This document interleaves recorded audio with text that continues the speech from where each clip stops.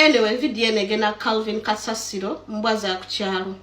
Omusajja yanesibyeko by the okuva natandika okuba ekyeyo. Okuvanga nakakwate kubo gende Saudi.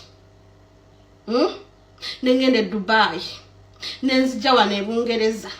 Omusajja andiko anywerako amazzi andirako ekyemisana awulira essanyu okubanga nga waliwo ekintu mbwe ekiri ekintuuseeko.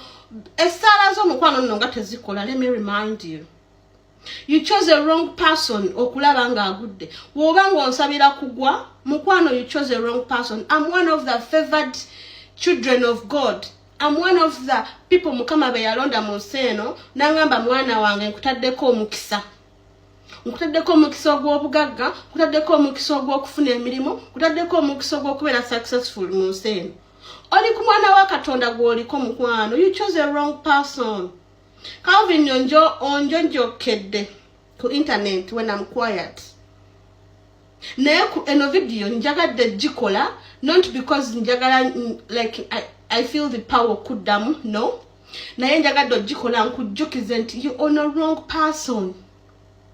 Kati oli eyo jeje mbamanyo ku internet ogasimbye oyasaamirira mbu yangalire ngunalira omuto era agenda kumuzza wano essaawa yonna visa ye bagisazizaamu. Oh please, do you even know what's going on in my life?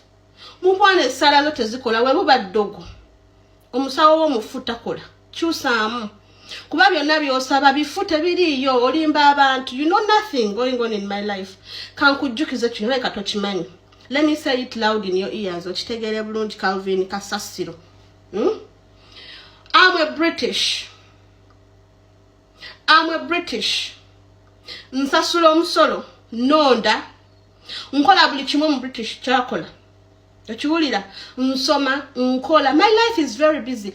God chose me and made my life very busy to the extent nti ne sala zonsabira eddogo lyokola terintuukako because I'm protected. You chose a wrong girl. You chose a wrong girl, Calvin. Nesonyiwa mbwa za ku kyalo. Lekera okunsimbirako amannya ku internet kuno. Oh my goodness.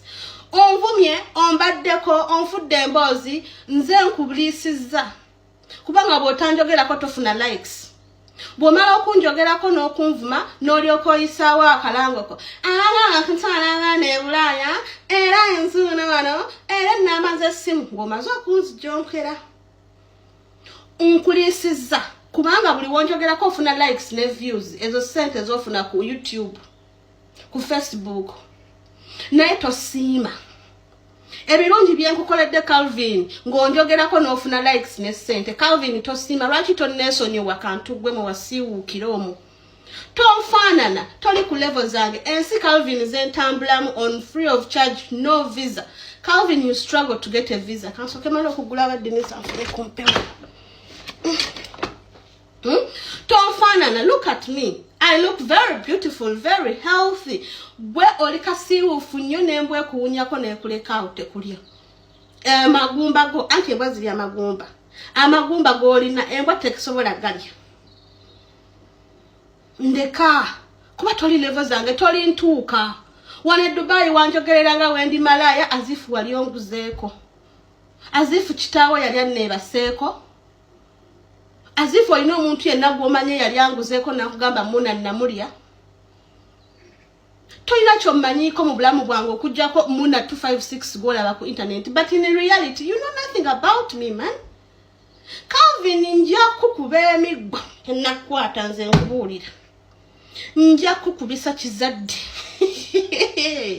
Tolaba mbu nseka. By the way, let me tell you this. The day you will come to UK, kubanga kyeke ekyokujjana e Bungereza kikuluma onneegomba emirundi 10 okubanga ndi Bungereza owulira ofa omutima. I don't know why. Siri relative wo. Sintolinako Luganda naye owulira ofa wembeera successful. Mukwano kwolikwate ekkubo n'ojja wano. Tolaba mbu onzijonkera all the time mbu omusyazi. Kono okwate ekkubo n'ojja wano. Don't announce it.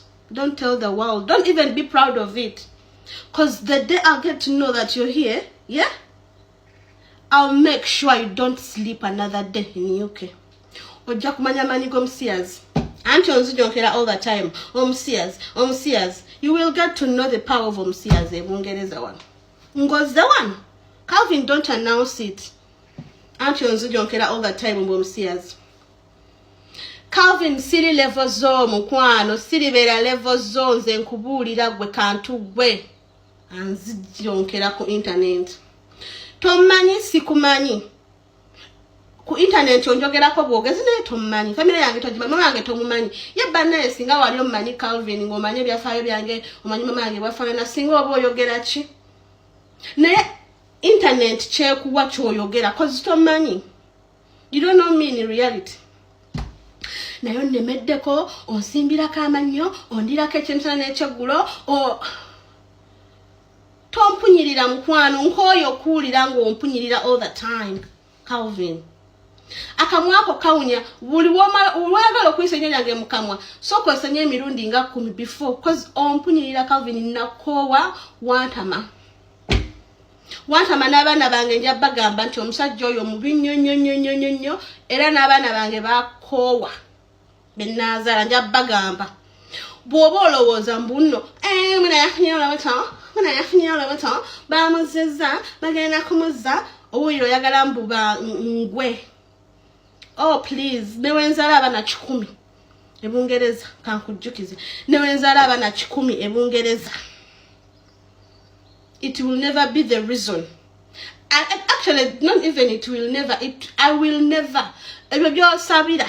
Mbuno muna bamukomyewo, muba mu deporting, mbuno biti mukwano tebiri baawo newendizala abana abajjuza bungereza wano tekiri baawo. Essaala zo tezikola, omusawo watakola.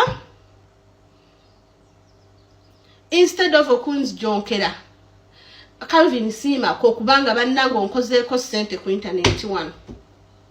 Onsimbiddeko amannyo, onywereddeko obuugi, onzijembeddeko, toddamu tonja saamirirako n'ensonyiwa.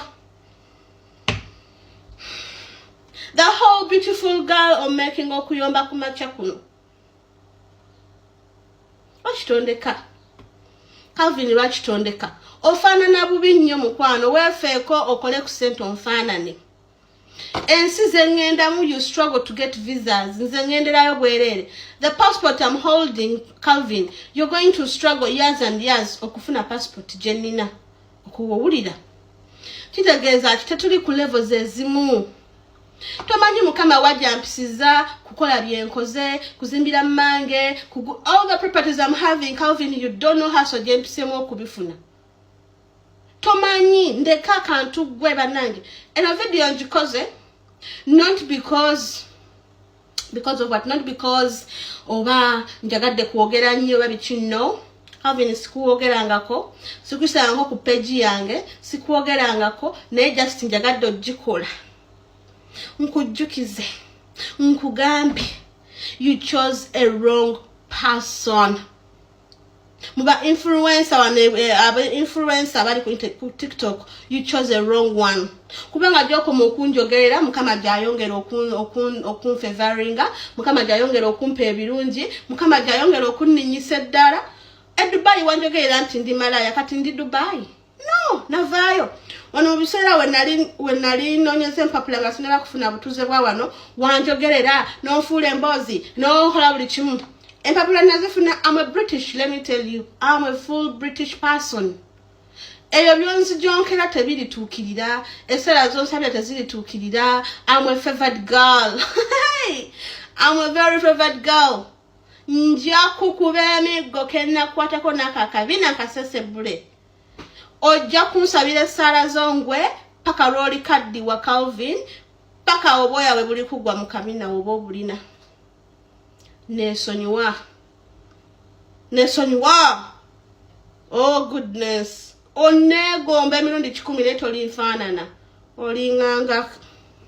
Namukadde wa kuno mu byafaayo gwe musiyaze yakasooka okufuna olubuto. Ate ngenda mpola n'ekyakwawula ne Ssekimpi Kimpugu grade onkimanyi. Nja kuteera mufunza ku nnyonyi. Omanyi bwe mutulaba okusirika mutuyita bakuzanyirako. Gwe namukadde naye werijje munzo omwana omuto. Oneregemu nti nkumazeeko emirembe. Si gwe yatukuba ebisiyaga wano. N'otutendera nga bakazi banno bwe bakuwoomera okufa obufi. Owanise emipande nga Uganda bwe bagenda okukutta. Bakuwala n'olw'eddembe lye ly'ebisiyaga. Nja kwogera mpe n'abantu bwino ebyali mu kampu. N'enfuluma gye wagifulumamu. N'ekipapula kye baakuteekako. Oluusi tubaleka ne tugamba nti ono mwange naffe lwaki teyeeyiiya obulamu ne bumunyumira. Naye ate tovaayo kutwerijjako. Tuyina bingi bye tusirikidde mwannyina ze tugenda empola.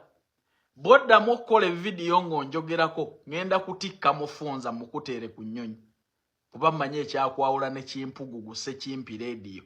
Nkimanyi. Oyo ye bunne gwenja okuwa abantu gwe ddamu onjogereko ekigambo eki. Bw'oba oli mukazi n'ekitundu.